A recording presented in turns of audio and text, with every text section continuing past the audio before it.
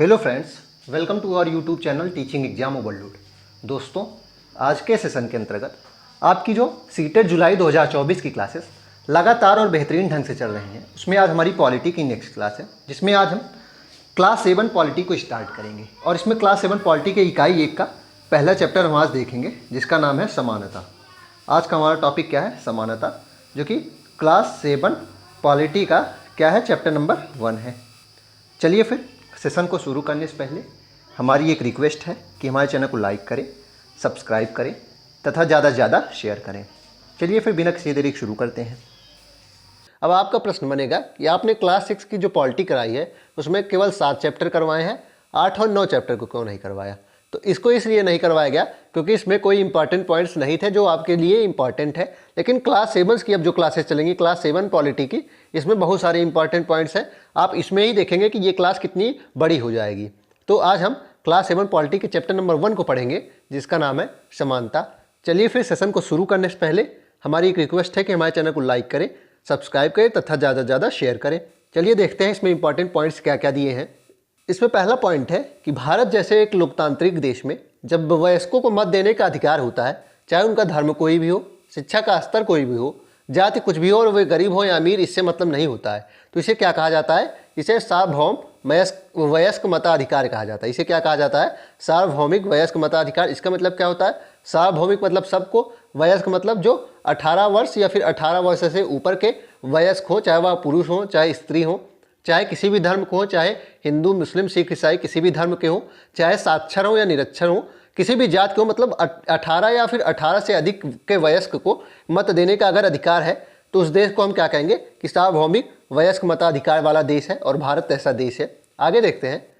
सार्वभौमिक वयस्क मताधिकार का विचार समानता के विचार पर आधारित है। ये समानता के विचार पर आधारित है क्योंकि यह घोषित करता है कि देश का हर वयस्क स्त्री पुरुष, चाहे उसका आर्थिक स्तर कुछ भी हो, जाति कुछ भी हो, और एक वोट देने का वो अधिकार है। तो यह सार्वभौमिक वयस्क मताधिकार समानता पर क्यों आधारित है? क्योंकि यह हमें यह बताता है कि आप स्त्री हो या पुरुष हो, आपका आर्थिक स्तर कुछ भी हो, चाहे अमीर हो चाहे गरीब हो, आपकी जाति कोई भी हो सकती है, उससे हमें मतलब नहीं है। आप एक मत देने के अधिकार है, एक ही मत सब दे सकते हैं, आप भी एक मत दे सकते हैं, इसलिए ये समानता पर आधारित है। आगे है कि कांता वोट देने के लिए बहुत उत्सुक है। तो इसके बाद इसमें जो कहानी बताई गई उसको बताया गया है। चलिए आगे देखते हैं। आगे क्या है कि दलित शब्द क्या है? आगे अगला पॉइंट हमारा है दलित शब्द क्या है। दलित एक ऐसा शब्द है जो निचली कही जाने वाली जात के लोग स्वयं को संबोधित करने के लिए प्रयोग में लाते हैं। तो दलित क्या है? दलित एक ऐसा शब्द है जो निचली कही जाने वाली जाति, जो समाज में नीचे माना जाता है, उन जाति के लोग अपने आप को कहलवाना पसंद करते हैं। और इसका अर्थ क्या होता है? कुचला हुआ या फिर टूटा हुआ। इसका अर्थ क्या होता है? कुचला हुआ या फिर टूटा हुआ।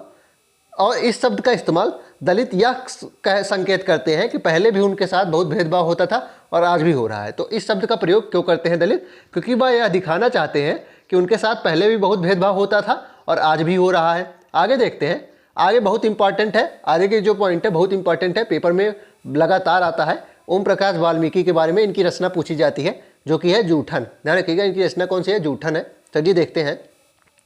ओम प्रकाश वाल्मीकि एक प्रसिद्ध दलित लेखक हैं। अपनी आत्मकथा जूठन में वे लिखते हैं। उनकी आत्मकथा कौन सी है? जूठन है। उसमें इन्होंने क्या बताया है कि स्कूल में दूसरों से दूर बैठना पड़ता था उन्हें, वह भी ज़मीन पर। अपने बैठने की जगह तक आते आते चटाई छोटी पड़ जाती थी, और उनके ज़मीन पर जगह आते आते तक चटाई छोटी पड़ जाती थी। कभी कभी तो एकदम पीछे दरवाजे के पास बैठना पड़ता था, और कभी कभी एकदम दरवाजे के पास बैठना पड़ता था, जहाँ से बोर्ड पर लिखे हुए अक्षर धुंधले दिखाई पड़ते थे, और यहाँ से बोर्ड पर लिखे अक्षर धुंधले दिखाई पड़ते थे। कभी कभी बिना कारण पिटाई भी हो जाती थी, क्योंकि वे कौन थे? वे दलित थे, इसलिए कभी कभी उनकी बिना कारण पिटाई भी कर देते थे। कौन? टीचर्स। जब वे कक्षा 4 में थे, प्रधानाध्यापक ने ओम प्रकाश से स्कूल और खेल के मैदान में झाड़ू लगाने को कहा था। तो जब वो कक्षा 4 में थे तो प्रधानाध्यापक ने ओम प्रकाश से स्कूल और कक्षा में झाड़ू लगाने को बोला गया। वे लिखते हैं कि लंबा चौड़ा मैदान मेरे वजूद से कई गुना बड़ा था। वे लिखते हैं कि इतना लंबा चौड़ा मैदान था जो मेरे ताकत से कई गुना बड़ा था, मेरी हिम्मत से कई गुना बड़ा था, जिसे साफ करने से मेरी कमर दर्द करने लगी। धूल से चेहरा सिर अट गया। धूल से पूरा जो चेहरा था और पूरी जो शरीर थी वह धूल से भर गई। मुंह के भीतर धूल घुस गई। मेरी कक्षा में बाकी बच्चे पढ़ रहे थे और मैं झाड़ू लगा रहा था। उनकी कक्षा में ओम प्रकाश वाल्मीकि की कक्षा में सब पढ़ रहे थे और ये झाड़ू लगा रहे थे। हेडमास्टर अपने कमरे में बैठे थे लेकिन निगाह मुझ पर टिकी थी। और हेडमास्टर अपने कमरे में बैठे थे लेकिन निगाह इन पर टिकी थी। किस पे? ओम प्रकाश वाल्मीकि पे। आगे है कि पानी पीने तक की इजाज़त भी नहीं दी गई। उन्हें एक पानी पीने की भी इजाज़त नहीं दी गई और पूरा दिन झाड़ू लगाता रहा। वाह! ओम प्रकाश वाल्मीकि पूरे दिन झाड़ू लगाते रहे। स्कूल के कमरों की खिड़कियाँ दरवाजों से मास्टर और लड़कों की आंखें छिपकर तमाशा देख रही थी और जो बच्चे थे इनके साथ के क्लासमेट्स भी इनको देख रहे थे छिपकर। ओम प्रकाश अगले 2 दिन तक स्कूल और खेल के मैदान में झाड़ू लगवाई जाती है और ओम प्रकाश से अगले 2 दिन तक स्कूल और खेल के मैदान में झाड़ू लगवाई जाती रही। आगे है, यह क्रम तभी रुका जब उधर से गुजरते हुए उसके पिता ने अपने बेटे को झाड़ू लगाते देख लिया। और यह क्रम कब टूटा, यह सीरीज कब टूटी? जब उधर से गुजरते हुए उनके पिता ने इसको देख लिया कि मेरा बेटा पढ़ाई नहीं झाड़ू लगा रहा है।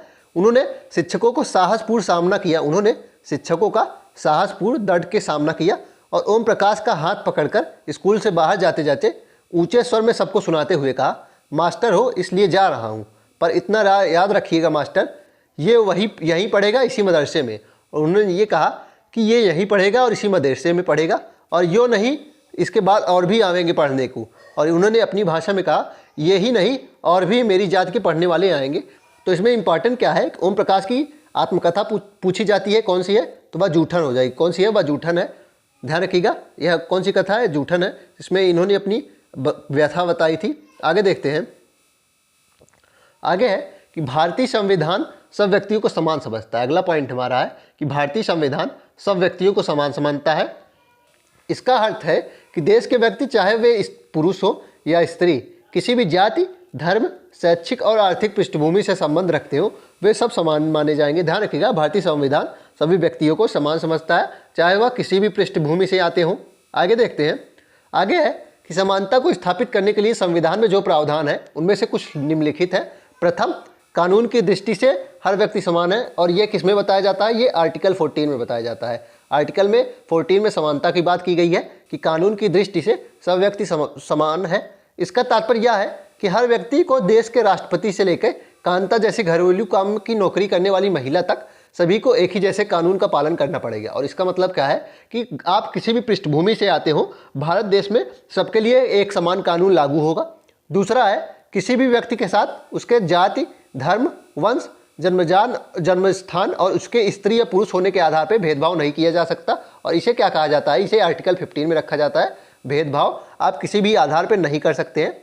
तीसरा है, हर व्यक्ति सार्वजनिक स्थानों पर जा सकता है और हर व्यक्ति सार्वजनिक स्थानों पर जा सकता है जिनमें से खेल के मैदान, होटल, दुकान और बाजारें आदि सम्मिलित है। ध्यान रखिएगा, ये भी बताया गया है कि आप किसी भी जात के हो, आप किसी भी सार्वजनिक स्थान पर जा सकते हैं। आप प्राइवेट प्लेस में नहीं जा सकते हैं, ये बात सही है, लेकिन आप किसी भी सार्वजनिक स्थान पर जा सकते हैं, चाहे आपकी जाति कोई भी हो। आगे है, सब लोग सार्वजनिक कुओं, सड़कों और नहानों के घाटों का उपयोग भी कर सकते हैं। और ऐसा भी अब प्राचीन समय का नियम नहीं रहा है अब भारतीय संविधान में कि कोई कुआं है तो उसमें सिर्फ हिंदू ही या फिर उसमें किसी एक विशेष जाति के या फिर मुसलमान ही उस विशेष क्षेत्र में रह सकते हैं। कोई भी रह सकता है, किसी को भी आवागमन की परमिशन है। चौथा है, अस्पृश्यता का उन्मूलन कर दिया गया। ध्यान रखिएगा, चौथा क्या है? अस्पृश्यता मतलब क्या होता है? छुआछूत। इसको क्या कहते हैं? छुआछूत का उन्मूलन कर दिया गया, मतलब संविधान ने छुआछूत का उन्मूलन कर दिया गया है। ध्यान रखिएगा, उसको नष्ट कर दिया है। आगे है, शासन ने संविधान द्वारा मान्य किए गए समानता के अधिकार को 2 तरह से लागू किया है। और संविधान ने 2 तरह से, जो संविधान में समानता का अधिकार है उसे 2 तरीके से लागू करवाया है। पहला है कानून के द्वारा है और दूसरा है सरकार की योजनाओं व कार्यक्रमों द्वारा सुविधाहीन समाजों की मदद से। दूसरा क्या है? सरकार की योजनाओं और कार्यक्रमों द्वारा सुविधाहीन समाजों की मदद करके समानता के अधिकार को लागू करवाया है। आगे मध्याह्न भोजन की व्यवस्था, जो मिड डे मील मिलती है उसको बारे में बताया गया है। मिड डे मील, ध्यान रखिएगा, 15 अगस्त इसे चालू कब किया गया था? 15 अगस्त और 1995। ध्यान रखिएगा, इसे चालू 15 अगस्त 1995 को किया गया था। और मिड डे मील के बारे में बताया गया है। इसमें एक इम्पॉर्टेंट पॉइंट है कि इसको लागू करने वाला सर्वप्रथम राज्य तमिलनाडु था। और बाकी तो आप मिड डे मील के बारे में जानते ही हैं कि इसमें क्या होता है कि दोपहर का जो भोजन है, जो पढ़ने वाले बच्चे होते हैं, जो सरकारी विद्यालयों में पढ़ने वाले बच्चे होते हैं, उन्हें दोपहर का भोजन स्कूल में ही दिया जाता है, जिससे उनकी जो कुपोषण की जो प्रॉब्लम आ रही है जो समाज में, वो भी दूर हो सके और शिक्षा लेने के लिए भी ये प्रेरित हो। तो इसमें इंपॉर्टेंट पॉइंट यही था। इसको बाकी आपको तो पता ही होगा। इसमें इंपॉर्टेंट पॉइंट ये है कि सर्वप्रथम लागू करने वाला राज्य तमिलनाडु है। आगे देखते हैं, आगे अगला पॉइंट है रोजा पार्क्स के बारे में दिया गया है। ध्यान रखिएगा, आगे अगला पॉइंट रोजा पार्क्स के बारे में दिया गया है। ये एक अफ्रीकी अमेरिकन औरत थी, ये एक अफ्रीकी अमेरिकन औरत थी। देखिए इसका फिगर इनका बनाया गया है। ये रोजा पार्क्स है, अफ्रीकी अमेरिकन औरत है। 1 दिसंबर 1955 को दिन भर काम करके थक जाने के बाद बस में उन्होंने अपनी सीट एक गोरे व्यक्ति को देने से मना कर दिया। तो एक दिन 1 दिसंबर 1955 का दिन था, थक के अपने ऑफिस से घर आ रही थी और उन्होंने अपनी सीट एक गोरे व्यक्ति को देने से मना कर दिया। उस दिन उनके इनकार से अफ्रीकन अमेरिकनों के साथ असमानता को लेकर एक विशाल आंदोलन प्रारंभ हो गया, जो नागरिक अधिकार आंदोलन कहलाया। ध्यान रखिएगा, ये क्या कहलाया? नागरिक अधिकार आंदोलन या फिर सिविल राइट मूवमेंट। 1964 के अधिकार अधिनियम के द्वारा नस्ल, धर्म और राष्ट्रीय मूल के आधार पर भेदभाव का निषेध किया गया। और 1964 का जो नागरिक अधिकार आंदोलन था या फिर नागरिक अधिकार अधिनियम आया, उसी के अनुसार उसमें नस्ल के आधार पे, धर्म के आधार पे और राष्ट्रीय मूल के आधार पे भेदभाव नहीं किया जा सकता है। इससे यह भी कहा कि अफ्रीकन अमेरिकन बच्चों के लिए सब स्कूल के दरवाजे खोले जाएंगे और इसमें यह भी नहीं है कि किसी एक विशेष समुदाय का बच्चा एक विशेष समुदाय में ही पढ़ने जाएगा और उन्हें अलग स्कूलों में नहीं जाना पड़ेगा, जो विशेष रूप से केवल उन्हीं के लिए खोले गए थे। और उन्हें अब ऐसे स्कूल में नहीं जाना पड़ेगा कि ये विशेष एक जाति के लिए स्कूल खुले हैं। कोई भी व्यक्ति किसी भी स्कूल में जा सकता है, कोई भी बच्चा किसी भी स्कूल में पढ़ सकता है। इतना होने के बावजूद भी अधिकांश अफ्रीकी अमेरिकन गरीब हैं, और इतना होने के बावजूद भी अधिकांश जो अफ्रीकी अमेरिकन्स हैं वे गरीब हैं, क्योंकि रंग के आधार पर अभी भी भेदभाव होता है। अधिकतर अफ्रीकी अमेरिकन बच्चे केवल ऐसे सरकारी स्कूलों में प्रवेश लेने का ही समर्थ रखते हैं जहाँ कम सुविधाएं हैं और कम योग्यता वाले शिक्षक हैं। तो अधिकांश जो बच्चे हैं, अधिकांश अफ्रीकी अमेरिकन बच्चे केवल ऐसे ही सरकारी स्कूल में प्रवेश ले पाते हैं जहाँ सुविधाएं कम है और कम योग्यता वाले शिक्षक हैं, जबकि गोरे विद्यार्थी प्राइवेट स्कूल्स में पढ़ते हैं और उन क्षेत्रों में रहते हैं जहाँ के सरकारी स्कूलों का स्तर निजी स्कूलों जैसा ही ऊँचा होता है। और उन क्षेत्रों में या तो पढ़ते हैं तो निजी स्कूल में या फिर सरकारी स्कूलों में पढ़ेंगे तो उस क्षेत्र में रहते हैं, उस क्षेत्र में विकास बहुत ज़्यादा किया गया रहता है सरकारी स्कूलों का, उसका भी स्तर प्राइवेट स्कूल्स के ही जैसा होता है। आगे देखते हैं, आगे अगला पॉइंट इसमें दिया गया है भारत के संविधान के अनुच्छेद 15 का अंश। इसमें अनुच्छेद 15 का अंश दिया गया है, मतलब इसमें क्या है, भेदभाव वाला था ना। ये जो आर्टिकल 15 है, ये इसमें क्या है कि आप भेदभाव नहीं कर सकते हैं। चलिए इसको देखते हैं। धर्म, मूल वंश, जाति, लिंग या जन्म स्थान के आधार पर विभेद का प्रतिषेध इसमें किया गया। मतलब धर्म के आधार पे कि आप हिंदू हैं, मुस्लिम हैं, इसके आधार पे आप भेदभाव नहीं कर सकते हैं। मूल वंश के आधार पे, जाति या लिंग और जन्म स्थान के आधार पर भी भेदभाव नहीं कर सकते हैं। पहला है, राज्य किसी नागरिक के विरुद्ध केवल धर्म, मूल वंश, जाति, लिंग, जन्म स्थान या इनमें से किसी के आधार पर कोई विभेद नहीं करेगा। मतलब राज्य सभी को समान नज़र से देखेगा। अगर एक अपराध की एक सज़ा किसी एक व्यक्ति के लिए है तो दूसरे समुदाय के व्यक्ति के लिए भी उस अपराध की सज़ा वही होगी।